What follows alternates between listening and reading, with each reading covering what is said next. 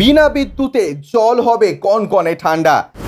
গাঁয়ের মেয়ের দেশি ফ্রিজ। কয়েকদিনের বিরতির পর আবার ফিরে আসছে তাপপ্রবাহের দিন। গত এপ্রিল মাসে ভারত সহ দক্ষিণ পূর্ব এশিয়ার বহু জায়গায় সর্বোচ্চ তাপমাত্রা নয়া রেকর্ড হয়েছে। একটানা 11 দিন তাপমাত্রা ছিল 40 ডিগ্রি সেলসিয়াসের ওপরে। বিজ্ঞানীরা জানিয়েছেন তাপপ্রবাহের পর্ব এখনই মেটার নয়।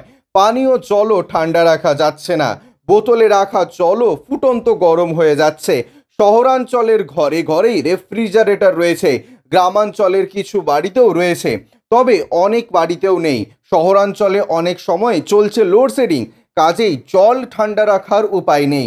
এই অবস্থায় বিনা ইলেকট্রিসিটি ব্যবহার করে জল ঠান্ডা রাখার এক অভিনব উপায় বাতলালেন প্রিয় ভিডিও ক্রিয়েটর দিব্যা সিনহা। গ্রামের মহিলা দিব্যা সারল্যের জেরেই নেট দুনিয়ায় বহু মানুষের মন জয় করেছেন তিনি। এবার তীব্র গরমে জল ঠান্ডা রাখার এক অত্যন্ত সরল উপায় জানালেন তিনি।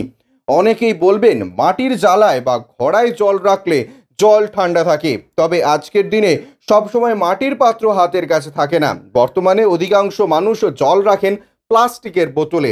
প্লাস্টিকের বোতলেই বিদ্যুৎ ছাড়া জল ঠান্ডা রাখবেন কিভাবে, তাই এক ইনস্টাগ্রাম ভিডিওর মাধ্যমে দেখিয়েছেন দিব্যা। একেবারে সাধারণ একটা প্লাস্টিকের বোতলকে ফ্রিজে বা সশীতল জলের বোতলে পরিণত করেছেন তিনি। কিন্তু কিভাবে, আসুন জেনে নেওয়া যাক। ইনস্টাগ্রাম ভিডিওতে দেখা গিয়েছে দিব্যা প্রথমে প্লাস্টিকের বোতলটিকে জল ভর্তি অবস্থায় ভেজা কাপড় দিয়ে জড়িয়ে দেন, তারপর ওই অবস্থায় বোতলটিকে একটি গাছের ডালে ঝুলিয়ে দেন। তিনি জানান এইভাবে 10-15 মিনিট বোতলটি ঝুলিয়ে রাখেন। বোতলের ভেতরে রাখা জল ফ্রিজে রাখা জলের মতন ঠান্ডা হয়ে যায়। তিনি জানিয়েছেন বোতলগুলিতে ভেজা কাপড় দিয়ে জড়িয়ে বাতাসে উন্মুক্ত রাখলেই কিছুক্ষণ পর বোতলের জল ঠান্ডা হয়ে যায়। তিনি আরও জানিয়েছেন এই কায়দায় তাকে শিখিয়েছেন তার ভাই। দিব্যা বলেন গ্রামের লোক এমনই বুদ্ধিমান হয়। ইনস্টাগ্রাম ক্যাপশনে তিনি লিখেছেন দেশি ফ্রিজ ইন বটল, গাঁও কা তরিকা। বোতলে দেশি ফ্রিজ, গ্রামের কৌশল। ব্যুরো রিপোর্ট, ইউজে নিউজ।